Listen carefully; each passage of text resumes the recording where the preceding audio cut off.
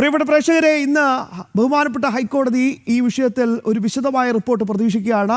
ഈ പ്രത്യേക അന്വേഷണ സംഘം ആ റിപ്പോർട്ട് സമർപ്പിക്കുകയാണ്. പക്ഷേ അതോടൊപ്പം തന്നെ അവർ ഒരു മാസം കൂടി സമയം വേണമെന്ന് ആവശ്യപ്പെടുകയാണ്. ഇതെന്തിനാണ് എന്നതാണ് ഏറ്റവും പ്രധാനപ്പെട്ട ചോദ്യം. ഒരു മാസം കൂടി സമയം എടുക്കുന്നത് അന്വേഷണത്തിന് വളരെ പ്രധാനപ്പെട്ട നിർണായകമായ ഒരു ഘട്ടത്തിലെത്തി നിൽക്കുമ്പോഴാണ് ഇപ്പോൾ പ്രത്യേക അന്വേഷണ സംഘം സമയം നീട്ടി ചോദിക്കുന്നത്. എവിടെ എത്തി നിൽക്കുന്നു എന്ന് പ്രിയപ്പെട്ട പ്രേക്ഷകർക്ക് എന്നെക്കാൾ നന്നായി അറിയാലോ. കടകംപള്ളി സുരേന്ദ്രൻ എന്ന മുൻ ദേവസ്വം മന്ത്രിയുടെ അടുക്കലാണ് ഇപ്പോൾ അന്വേഷണം എത്തി നിൽക്കുന്നത്. കടകംപള്ളി സുരേന്ദ്രൻ നൽകിയ കത്തുമായാണ് പോറ്റി തിരുവിതാംകൂർ ദേവസ്വം ബോർഡിൻ്റെ അടുത്തേക്ക് എത്തിയത്, മുരാരി ബാബുവിൻ്റെ അടുത്തേക്ക് എത്തിയത് എന്നതാണ് ഏറ്റവും പ്രധാനപ്പെട്ട മൊഴി.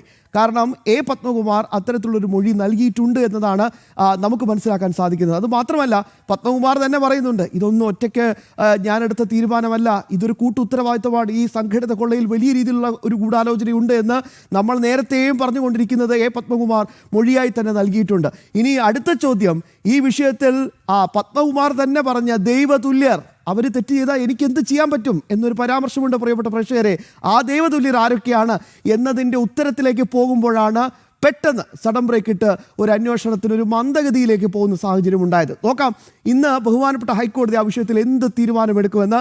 മിഥുൻ അയ്യപ്പനുണ്ട് ഇപ്പോൾ തത്സമയം നമുക്ക് വിവരങ്ങൾ നൽകാനായി. മിഥുൻ, സ്വാഗതം. Good morning പുത്തംപുലരിയിലേക്ക്. മിഥുൻ, ഒറ്റ ചോദ്യമേ ഉള്ളൂ. ഇന്ന് പ്രധാനമായും ബഹുമാനപ്പെട്ട ഹൈക്കോടതി നടക്കാൻ പോകുന്ന നടപടിക്രമങ്ങൾ എന്തൊക്കെയാണെന്ന് അറിയണം. ഒപ്പം മറ്റൊരു പ്രധാനപ്പെട്ട റിപ്പോർട്ട് കൂടി വരുന്നുണ്ട്.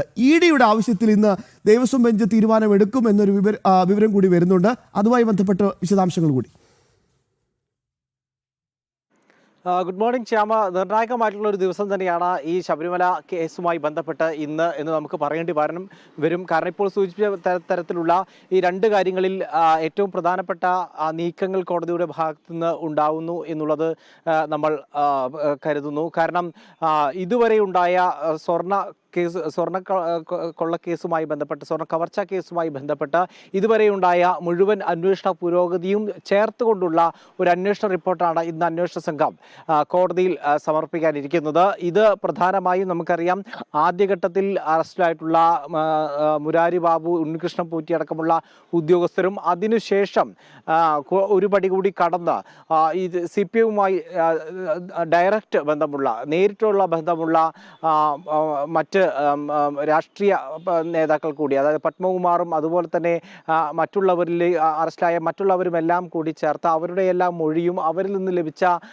വിവരങ്ങളുമെല്ലാം ചേർത്ത് കണ്ട വാസടക്കമുള്ളവരുടെ മൊഴിയുടെ വിവരങ്ങളുമെല്ലാം ചേർത്തുകൊണ്ടാണ് ഇപ്പോൾ ഈ മൊഴികളുടെ വിശദാംശങ്ങൾ റിപ്പോർട്ടിൽ ഉണ്ടാകുമെന്നുള്ളതാണ് പ്രധാനപ്പെട്ട കാര്യം. മറ്റൊന്ന്, സന്നിധാനത്തടക്കം പരിശോധന നടത്തിയിട്ടുണ്ട് ഈ കാലയളവിനുടവിൽ. അതിൽ കൃത്യമായിട്ടുള്ള ചില വിവരങ്ങൾ നമുക്ക് മാധ്യമങ്ങളിലൂടെ ചിലതെല്ലാം പുറത്തു വന്നിരുന്നു. പക്ഷേ ഇത് ഔദ്യോഗികമായിട്ടുള്ളൊരു വിവരം കോടതിക്ക് മുമ്പാകെ അന്വേഷണ സംഘം സമർപ്പിക്കുകയാണ്. പ്രധാനമായും നമുക്കറിയാം, വിജയ് മല്യ സ്വർണം പൊതിഞ്ഞതുമായി ബന്ധപ്പെട്ട്, സ്വർണം നൽകിയതുമായി ബന്ധപ്പെട്ടുള്ള വിവരങ്ങൾ ലഭ്യമുണ്ടായിരുന്നു. അതിനുശേഷം വിവിധ ഘട്ടങ്ങളിലായി പലപ്പോഴായി പലയിടങ്ങളിൽ ഘട്ടം ഘട്ടമായാണ് ഈ സ്വർണം മോഷ്ടിച്ചത്, സ്വർണം കവർച്ച ചെയ്തത്. പല കാര്യങ്ങൾക്ക് വേണ്ടി എന്ന് പറഞ്ഞ പലവിധ കാരണങ്ങൾ ഉന്നയിച്ചുകൊണ്ടായിരുന്നു ഇത്തരത്തിൽ നീക്കങ്ങൾ നടന്നത്. എത്രത്തോളം സ്വർണം നഷ്ടപ്പെട്ടിട്ടുണ്ടെന്നടക്കമുള്ള കാര്യങ്ങളിൽ വ്യക്തമായിട്ടുള്ള വിവരം ഇപ്പോൾ കോടതിയുടെ മുമ്പിലേക്ക് എത്തുന്നു എന്നുള്ളതാണ് ഇപ്പോൾ അന്വേഷണ സംഘം നൽകാൻ പോകുന്നു എന്നുള്ളതാണ് ഇപ്പോഴത്തെ ഇന്നത്തെ ഏറ്റവും പ്രധാനപ്പെട്ട കാര്യം. അതെല്ലാം ക്രോഡീകരിച്ച് കൊണ്ടുള്ള ഒരു റിപ്പോർട്ട് സമർപ്പിച്ചതിന് ശേഷം വീണ്ടും ഒരു സമയം ചോദിക്കാനുള്ള ഒരു നീക്കമാണ് ഇപ്പോൾ അന്വേഷണ സംഘത്തിൻ്റെ ഭാഗത്തു നിന്നുണ്ടായിട്ടുള്ളത്.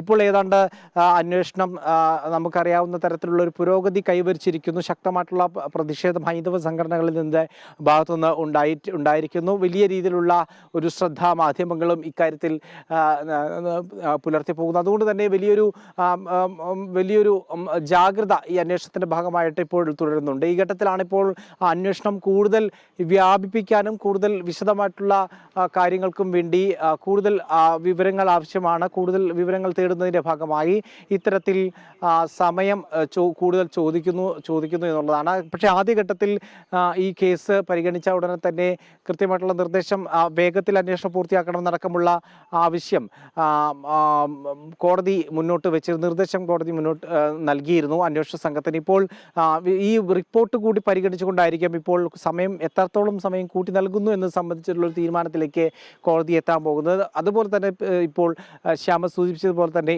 EDയുടെ ഇടപെടൽ ആദ്യഘട്ടം മുതൽ തന്നെ ഈ ഒരു കേസ് സംസ്ഥാന ഏജൻസികൾ, സംസ്ഥാന പോലീസും മറ്റും അന്വേഷിക്കുമ്പോഴുണ്ടാകുന്ന പ്രശ്നങ്ങൾ സംബന്ധിച്ചിട്ടുള്ള കാര്യങ്ങൾ ഹൈന്ദവ സംഘടനകൾ മുന്നോട്ട് വെച്ചിരുന്നു. അതെന്താണ് എന്നുള്ളതാണ്. കാരണം ഒരു ഹൈന്ദവ സംഘടന ആവശ്യപ്പെടുന്നത് കുറഞ്ഞ അന്വേഷണ പരിധിയുള്ള, അന്വേഷണത്തിന് സാധ്യതകളുള്ള പോലീസും ക്രൈംബ്രാഞ്ചും എല്ലാം ഇക്കാര്യം അന്വേഷിക്കുമ്പോൾ അതിന് ചില പരിമിതികൾ ഉണ്ടാകുന്നുണ്ട്. പക്ഷേ നമുക്കറിയാം ഒരു രാജ്യാന്തര ബന്ധമുണ്ട്, അടക്കം കോടതി പോലും സംശയിച്ച ഈ കേസിൽ വിശദമായിട്ടുള്ള അന്വേഷണവും കാര്യക്ഷമമായിട്ടുള്ള അന്വേഷണം നടത്തണമെങ്കിൽ കേന്ദ്ര ഏജൻസികളെ കൊണ്ടേ സാധിക്കൂ. അതിൽ ഇത്തരത്തിലുള്ള